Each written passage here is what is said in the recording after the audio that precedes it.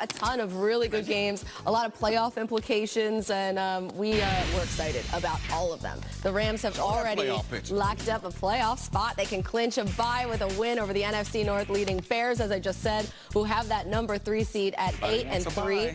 Chicago still has a shot at that bye, Rob, but... Yeah, I predicted that last week, and people were all up in my mentions. But one guy actually deleted it when they made that furious comeback. Don't think I didn't see what you did, my friend. Careful, you're a crazy person. Yes, you're just figuring that out now? It's a must-watch game, and Stacey Dales has been covering the Bears and Rams from every angle this week, and she's live from Soldier Field. And Stace, I know you probably have copious amounts of notes on this one, too, because you had all sorts of notes for our positive spin segment. There's no question, Colleen, I prepare. I'm ready. I've been ready for this game. Listen, there's a direct correlation between winning and success and the vibe in a locker room. And these two teams have it with their respective records. And talking to players from both teams this week, how exciting of an opportunity this Sunday night. You talked about the implications. And talking to Michael Brockers from the LA Rams, I asked him, have you guys talked about the fact you can get that first round bye? And he said, we've heard about it. We've talked a little bit about it, but we just have to focus on executing our game plan and not playing outside of ourselves. So they want to make this status quo. And by the way, they're going to have to deal with some really cold temperatures. The temperatures expected a real feel, Colleen, of about 16 degrees here at Soldier Field. We're right near the lake, so you get that sort of chill off of Lake Michigan. And for the Chicago Bears, by the way, this is a special locker room this season. They have all that energy that a team like the Eagles, for instance, had a season ago.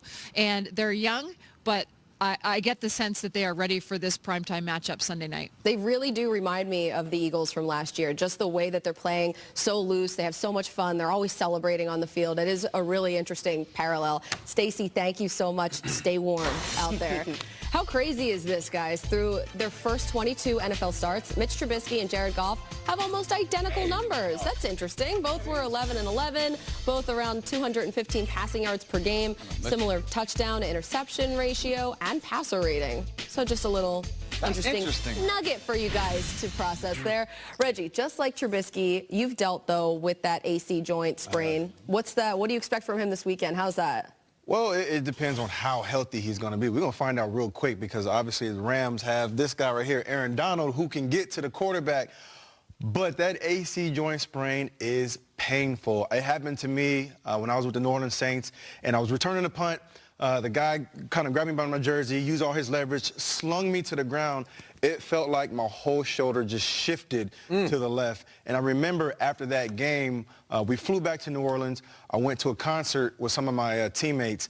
And once that pain medication wore off, I thought I was having a heart attack. That's how bad the pain was. And so my teammates are looking at me, asking me what's wrong. I'm like, I don't know, man. It's just my heart, everything's hurting right now.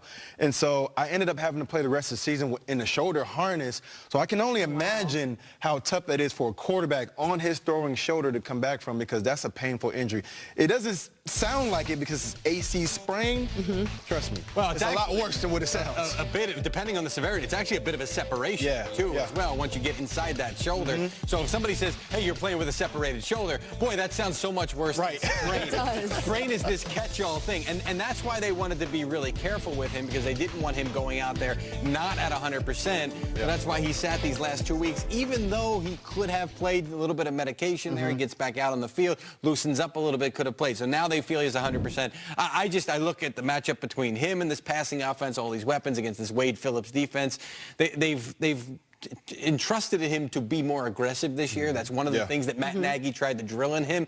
And you look at his yards per attempt. It's gone from 6.1. I lost it. Here it is. 6.1 to 7.7. He's throwing the ball down the field. That's what you're going to have to do if you're playing the Rams. You've got to be aggressive. You can't just game manage. You got to go out there and take the risks. Yeah, go ahead. I hope he's totally healthy. I hope Mitchell Trubisky's totally healthy because, Reggie, you're right with the AC joint. I've had AC joint sprains every single season that I've ever played. I played fullback, okay? It happens to football players. AC joints happen.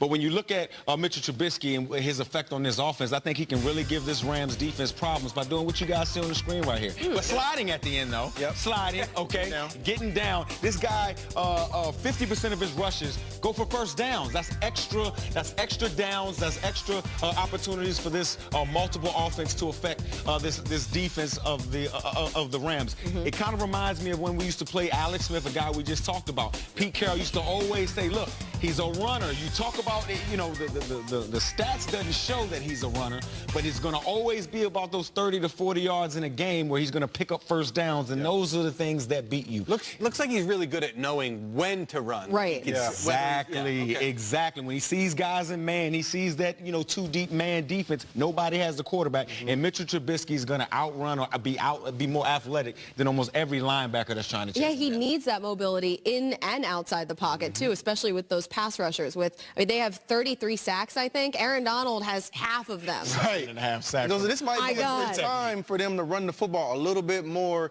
You know, Trubisky's coming off of an injury. Protect him a little bit. Don't have him dropping back maybe as much because they got Aaron Donald and that defense back there. So I would like to see him run the ball. Jordan Howard, get him involved. Well, Reggie, you've been hearing me every single week say this.